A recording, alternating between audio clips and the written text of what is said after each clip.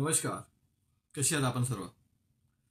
आजकालचा फार चर्चित विषय आहे, जी एक मूवी आहे जी हिंदी लँग्वेजमध्ये येते आहे, फुले. महात्मा फुले आणि माता सावित्रीबाई फुले यांच्या जीवनावर आधारित. आता हल्लीच सर्वांना माहिती असेल जवळजवळ की काही पंथांनी, जे ब्राह्मण समाजाचे काही ठराविक कुठलं ग्रुप आहे, त्यांनी त्याच्यावर ऑब्जेक्शन उचलले. काही दृश्यांनी त्यांना अडचण झालेली आहे बघून, असं त्यांचं म्हणणं आहे. पण जे इतिहासाचं सत्य आहे ते तर स्वीकारलंच पाहिजे, त्याला नकारता येत नाही.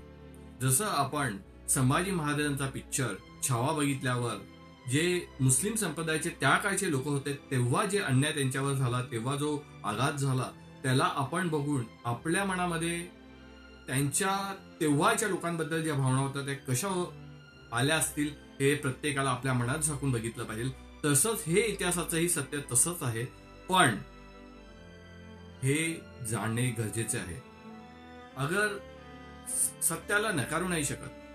तुम्हाला मी सांगतो की मी काही वर्ष अगोदर मोहन भागवत साहेबांचं, जे RSSचे हेड आहेत, त्यांचं मी एक स्पीच ऐकलं नागपूरच्या अधिवेशनात.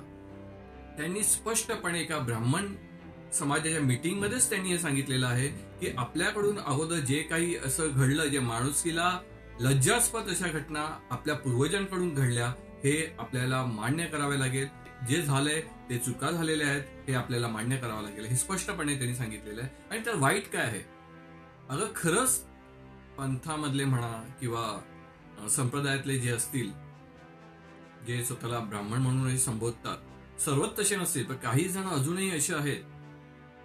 तर हे जी लोक असतात ना, हीच लोक फक्त त्यांच्यामध्ये नाव बदललेली आहे. ह्या संप्रदायाचं काढून ह्या संप्रदायाचं नाव लागलेलं आहे, पण त्यांची मनस्थिती तशीच आहे जी देशाला तुकडे करण्यामध्ये कारणीभूत ठरतात. तर अशा लोकांपासून सावध राहिलं पाहिजे, प्रत्येकाने सावध राहिलं पाहिजे.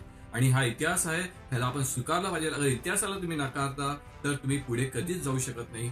जी चूक झाली ती मान्य करायची आणि क्षमा मागा. मी तर सांगतो, जे दवे साहेब आहेत किंवा कुठली आणखीन जी संघटना आहे जिने ऑब्जेक्शन उचललेलं आहे, त्यांनी उलट पुढे येऊन जनतेसमोर क्षमा मागितली. जे काही पूर्वजांकडून झालं ते खरंच गुणास्पद होतं, लज्जास्पद होतं, आणि त्यासाठी आम्ही क्षमा मागतो. आणि बघू द्या ना लोकांना. आणि असं केल्याने त्यांचा दर्जा आणखीन वाढेल की खरंच ते ब्राह्मण आहेत. आता बघा, आता लोक फार हुशार झालेली आहेत. आपल्याकडे पुरातन काळचं साहित्य परत भारतात आलेलं आहे.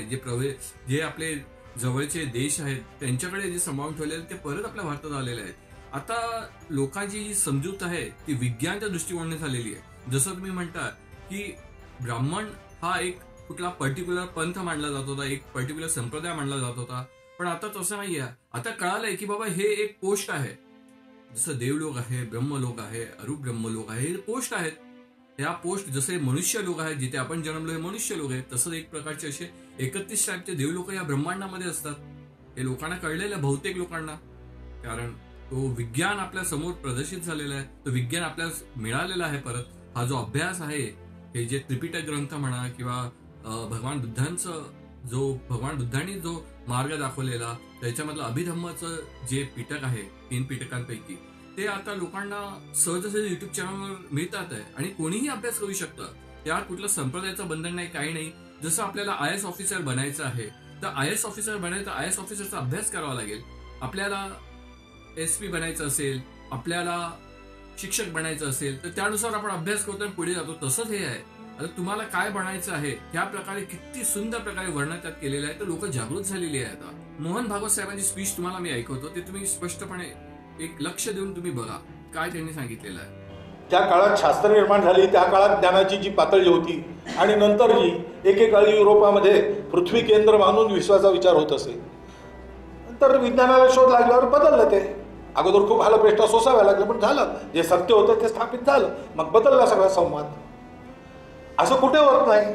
आपल्याही देशात असं झालं आणि त्याच्यामुळे त्या चुका कबूल करायला काही हरकत नाही.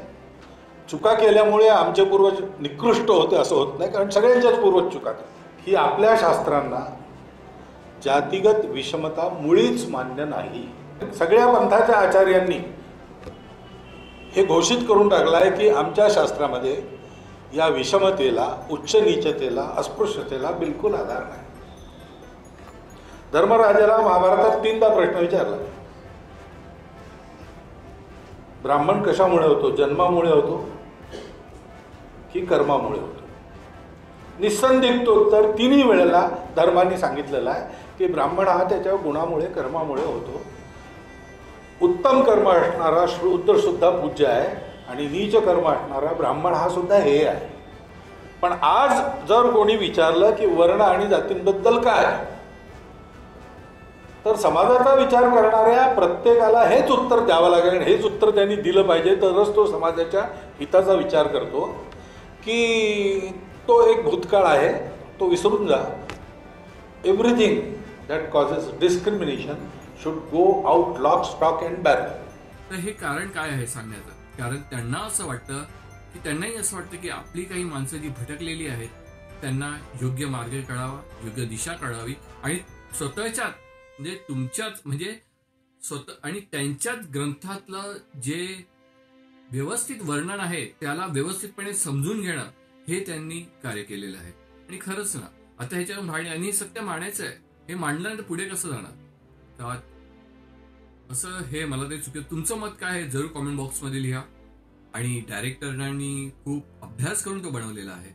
आणि याचं इंटेन्शन असं नाहीये की कुठल्या तरी संप्रदायाला खाली दाखवावं, पण जे झालेलं ह्याबद्दल लोकांना जागृत करणं गरजेचं आहे. कारण ह्याची जाणीव असणं गरजेचं आहे की आपल्याला आज जी स्वतंत्रता मिळाली आहे त्या महापुरुषांचं किती मोठं योगदान आहे यामध्ये. हे गरज, ही फारच काळाची गरज आहे. जेणेकरून लोक एक होतील, तुटणार नाही. का तुटणार बरं? जेव्हा कळालं की शिक्षणामुळेच, ह्याचं मोरल काय आहे की शिक्षणामुळेच माणसाची गती चांगली होते. जेव्हा महिलांसाठी शिक्षण सुरू केलं त्यानंतर समाजामध्ये सुधारणा झाली ना. बाबासाहेब आंबेडकरांचं खूप सुंदर वाक्य आहे, ज्या देशामध्ये महिला पुढे नसतील, महिलांना समान हक्क नसेल, तो देश कधीच पुढे जाऊ नाही शकत. त्यांनी हे विधान मांडलेलं आणि त्याच देशाला ते प्रगत मानतात जिथे महिलांना समान अधिकार असेल. त्यांनी संविधानामध्ये हेच दिलं, महिलांसाठी समान अधिकार. तर हे प्रेरणादायी आहे सगळं आणि सगळ्यांनी याला पाठिंबा दिला पाहिजे, म्हणजे कुठल्याही संप्रदायाचे असू दे. अगर ते खरंच समाजाचं, आपल्या देशाचं कल्याण अगर त्यांच्या मनामध्ये अशी भावना असेल देशाचं कल्याण करण्याची, तर त्यांनी ह्या विचाराला पूर्णपणे पाठिंबा द्यावा. आणि खरंच मी सांगतो की होऊ शकतं ते सत्य बघितल्यावर माणसाच्या मनात त्रास येईल, पण ह्याच्या पुढे असं कधी होणार नाही ह्याची दक्षताही घेतली जाईल. कारण अजूनही भारतामध्ये, महाराष्ट्रामध्ये बघा किती अशी जागा आहेत की जिथे अजूनही वर्णभेद आणि हा जातीभेद हे अजूनही चालतं. कारण का? तिकडे अज्ञानाची सत्ता आहे, तिथे अज्ञानाचं वर्चस्व आहे. ज्यांना अध्यात्माबद्दल काही माहिती नाही किंवा त्यांना या निसर्गाच्या नियमांबद्दल काही माहिती नाही, असे व्यक्ती तिथे असल्या कारणाने, तर अशांना अगर हरवायचं असेल तर आपल्या सर्वांना एक व्हावं लागेल. आणि ह्या पिक्चरमध्ये मला सांगा, ह्या महात्मा काय आहेत? ह्यांनी काय तुम्हाला काही खून मर्डर केलेले, काही जंग वॉर केलेले दिसतात का? नाही ना. ह्यांनी अहिंसेचा मार्ग स्वीकारूनच पुढे गेले. तर हे देशासाठी खूप चांगलं उदाहरण आहे की अहिंसेचा मार्ग स्वीकारूनच आपण विजय प्राप्त करू शकतो. आणि हेच केलेलं आहे. आणि भारताचा इतिहास आहे, सम्राट अशोक पासून ते आतापर्यंत आपण बघितलं ते इतिहास सारखाच परिणाम देतो. चक्रवर्ती सम्राट अशोक, जेव्हा चंड अशोक होते, जेव्हा हत्या करून देश जिंकत होते, तेव्हा ते चंड अशोक मध्ये समजले गेले आणि काही ठराविक देश जिंकत गेले. जवळजवळ समजू शकता पूर्ण भारत जिंकून गेला, 75 या 80%.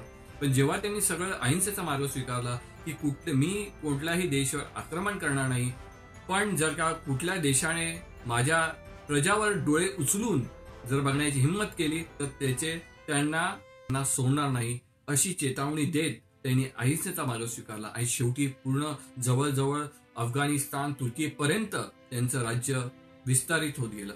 हे इतिहास आहे. हा इतिहास जाणून भगवान बुद्धांचा मार्ग, अहिंसेचा मार्ग पूर्ण देशामध्ये, आज पूर्ण जगामध्ये त्यांचं नाव आहे आज. तर हे ह्याच कारणाने आहे. आणि हेच या महात्मा फुले म्हणा किंवा डॉक्टर बाबासाहेब आंबेडकर म्हणा किंवा असे आणखी जे महात्मा आहेत त्या सर्वांनी केलेलं आहे खूप मोठं योगदान आहे. लोकांना गरजेचं आहे समजणं, आजच्या काळाची गरज आहे समजणं. आपले माननीय पंतप्रधान यांनी किती असे प्रोग्राम ठेवलेले आहेत, किती कार्यक्रम ते राबवतात जेणेकरून लोकांपर्यंत खरी माहिती पोहोचावी.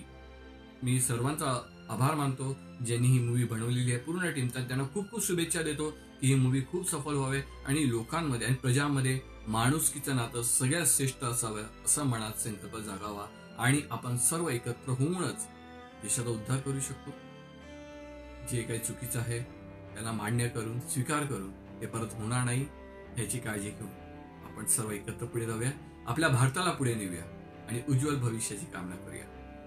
सर्वांना खूप खूप मंगल कामना याबद्दल. भेटूया परत थोडीशी मनातली घेऊन. तोपर्यंत जय हिंद.